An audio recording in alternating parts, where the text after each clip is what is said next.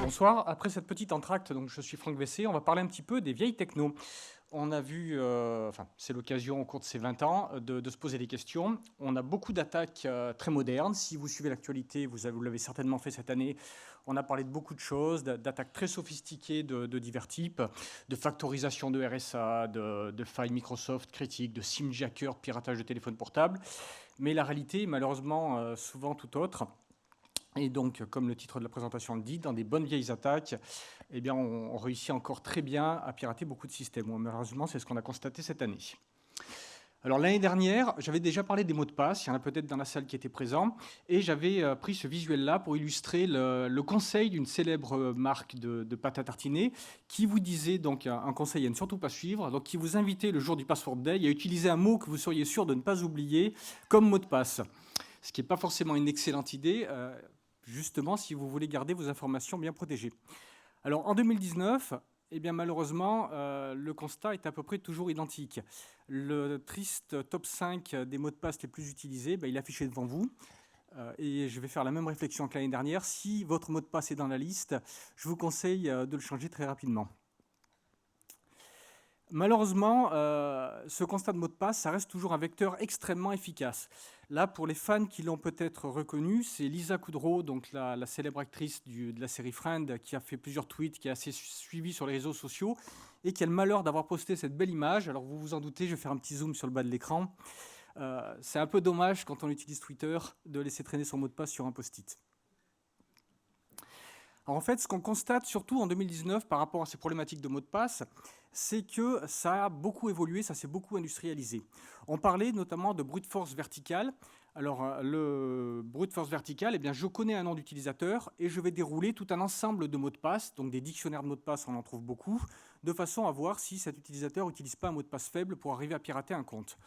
Le brute force horizontale, ça va être un petit peu différent. Je vais balayer avec des mots de passe bien choisis. Par exemple, je vais prendre le mot de passe clusif et je vais prendre le nom de tous les administrateurs du clusif et essayer un à un le mot de passe clusif avec tous les différents noms d'utilisateurs. Et dans certains cas, ça va fonctionner. Ce qu'on voit maintenant, c'est qu'on a des nouvelles technologies. Et notamment ce qu'on appelle donc en français le bourrage d'identifiants ou le credential stuffing, qui va aller encore plus loin et qui va partir du fait que beaucoup d'utilisateurs vont réutiliser leur mot de passe dans différentes plateformes. Vous allez avoir le même mot de passe dans Facebook, dans YouTube, dans votre compte bancaire en ligne. Et donc, ce qu'on va voir, c'est que, eh bien, il y a des outils maintenant qui sont sophistiqués et qui permettent d'exploiter cette faille-là pour entrer sur des systèmes. Donc, vous avez même des outils sur le marché noir. Là, par exemple, l'exemple de Sniper qui est disponible sur le marché noir. Vous alimentez cet outil-là avec des listes de mots de passe et de comptes compromis, comme on en trouve très souvent. Et d'ailleurs, ces mots de passe, ces listes de comptes compromis, on en parlera un petit peu tout à l'heure. Vous verrez qu'il y aura une présentation dans la suite du panorama sur tout ce qui est fuite de données sur Internet. Donc on alimente cet outil avec des fichiers assez importants contenant des milliers, des dizaines de milliers, voire des millions de couples utilisateurs mots de passe.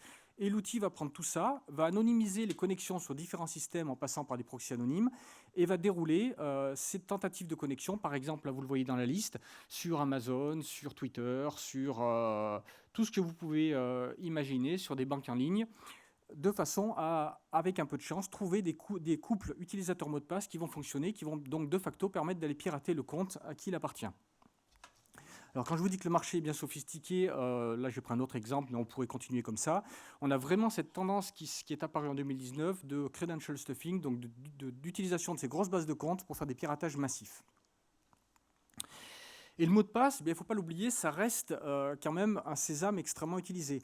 Quand vous regardez un petit peu toute la littérature, toutes les matrices qui vous expliquent un petit peu comment se protéger, où les attaquants attaquent, enfin toutes les grilles d'analyse, je pense par exemple à l'attaque framework, qui est assez connu au niveau des spécialistes, eh bien on a des pans entiers de vecteurs d'attaque qui tournent autour de la réutilisation de mots de passe, puisqu'il faut bien savoir que pour beaucoup de piratage, l'objectif du pirate est déjà de mettre un pied dans l'entreprise ou dans le système, et une fois qu'il est dedans, eh bien, il a énormément d'accès, il a accès à beaucoup plus de systèmes, la tâche est énormément facilitée.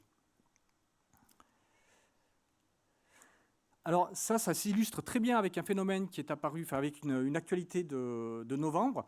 Novembre, pour ceux qui suivent un petit peu, Disney a lancé son offre de vidéos en ligne, Disney+.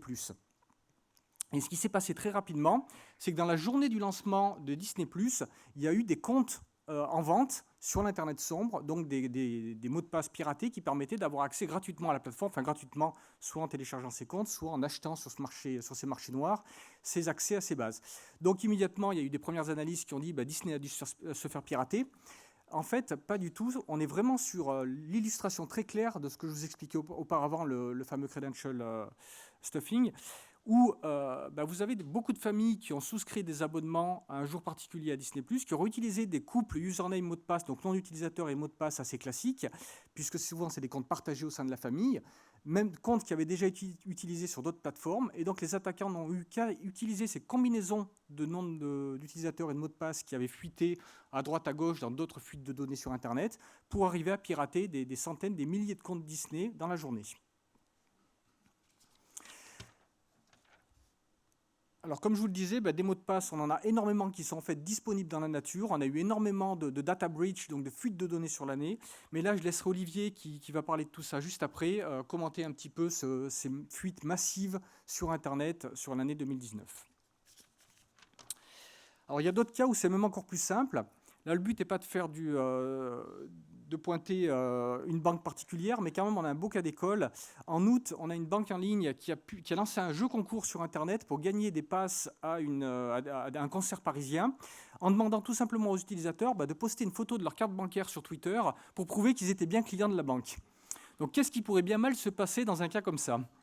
Alors, évidemment, la banque avait pris 2-3 mesures. Elle avait dit dans le règlement du concours qu'il fallait cacher le numéro de compte. Mais enfin, peut-on vraiment faire confiance aux utilisateurs pour suivre à la lettre les instructions lors d'un jeu concours comme ça ?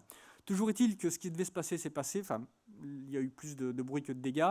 Mais le concours a été arrêté dans les heures qui ont suivi parce que visiblement, il y a des gens qui se sont aperçus que ce n'était pas forcément une très bonne idée. Alors, quand on n'a pas de mot de passe, on peut se demander comment on peut rentrer dans une entreprise. Alors, c'est les 20 ans du Clusive, donc certains reconnaissent peut-être cette image mythique, cet extrait de film mythique des années 80, en fait de 83 pour être plus précis. On parle de Wargame, où déjà à cette époque-là, un adolescent s'amusait à pirater des systèmes et rentrer par hasard dans un système militaire via des modems. En fait, pour la petite anecdote, en 1983, quand le film a été lancé, Ronald Reagan était président à l'époque des États-Unis et a même lancé une commission d'enquête pour vérifier justement la sécurité des systèmes militaires à cette époque-là, en se disant est-ce que les modems de l'armée sont bien protégés ? Les résultats n'auraient, paraît-il, pas été fameux.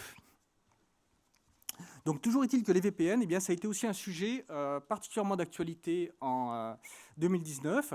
L'actualité nous a parlé de failles majeures sur les grands leaders du marché, des solutions type Fortinet, Pulse Connect, Palo Alto, avec pour chaque cas plusieurs dizaines de milliers, centaines de milliers de plateformes VPN permettant de se connecter aux entreprises. Et malheureusement, ces failles critiques sur ces VPN étaient relativement simples à exploiter. Donc la bonne vieille méthode, je rentre par une porte qui est mal fermée ou pas très bien fermée. Donc en l'occurrence, on a même eu des groupes d'attaquants, les fameux groupes APT, APT5 par exemple, pour ne pas le citer, qui auraient exploité massivement ce type d'attaque. Si on regarde d'ailleurs, pour faire un petit lien avec la présentation d'avant sur les ransomware, donc les rançongiciels, vous avez vu les différents vecteurs d'infection qui étaient présentés, les emails, etc. On a eu aussi des attaques de rançongiciels qui ont exploité notamment des VPN mal configurés. Et il semblerait que la société Travelex, qui a fait l'objet d'une attaque en décembre, se soit fait compromettre, alors sous toute réserve, c'est ce qu'on lit dans la presse ouverte, se soit fait compromettre par un VPN mal sécurisé. Donc les attaquants sont rentrés dans l'entreprise par le VPN, et là ils ont déployé le rançongiciel qui s'est propagé et a infecté l'ensemble de chiffré l'ensemble des fichiers. Alors on ne pouvait pas terminer cette présentation sans parler de la dernière technique, la dernière méthode qui fait toujours des ravages et qui marche toujours très bien, le facteur humain. Et là encore, les attaquants ne manquent pas d'imagination. On a eu, vous connaissez tous, les vieux cas d'ingénierie sociale basés sur des faux appels de Microsoft, des faux appels de sociétés de services ou même de la police ou de la gendarmerie. Et bien là, on a eu une alerte de l'ANSSI au début de l'automne, en septembre, je crois, disant que les attaquants qui ne manquent pas d'imagination se faisaient passer pour l'ANSSI pour prendre la main sur votre ordinateur et vous aider, bien sûr, à mieux le sécuriser. Ça nous entraîne encore dans un dernier sujet qui va justement être abordé aussi dans la suite de ce panorama.